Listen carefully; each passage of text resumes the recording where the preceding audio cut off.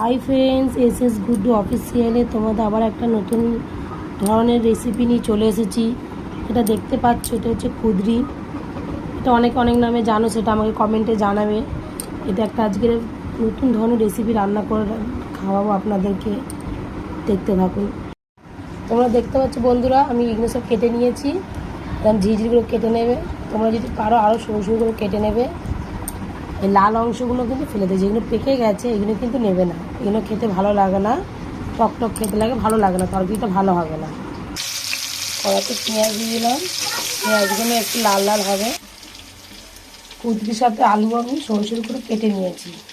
এবারে লাল করে থাকা পেঁয়াজগুলো লাল লাল হয়ে গেছিলো, তার মধ্যে আলু আর কুদরিটা দিয়ে একটু ভাজা ভাজা করবো। বন্ধুরা দেখতে পাচ্ছ, এটা হচ্ছে পোস্ত।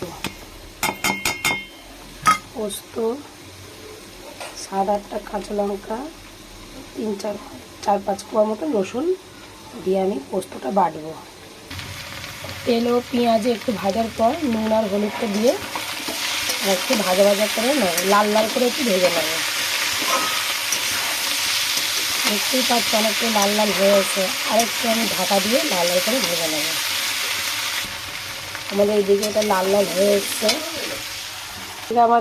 এদিকে আমাদের পোস্ত, কাঁচা লঙ্কা ও রসুনটা বাটা হয়ে গেছে। বেটে রাখা মশলাগুলো সবজির ওপরে দিয়ে দিলাম, ভালো করে নাড়াচাড়া করে সামান্য পরিমাণে জল দেবো আমি। এবারে একটু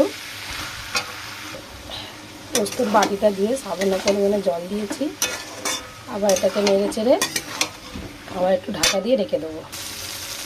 বন্ধুরা দেখতে পাচ্ছ, আমার তরকারিতে কিন্তু তেল ছেড়ে গেছে।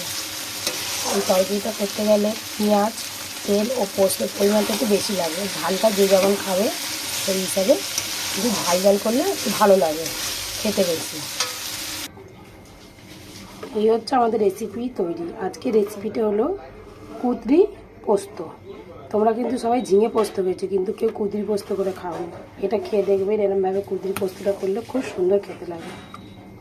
রান্নাটা ভালো লাগলে চ্যানেলটাকে সাবস্ক্রাইব করে দেবেন ও বেল আইকনিক বাটনটা টিপে আমাদের পাশে থেকো।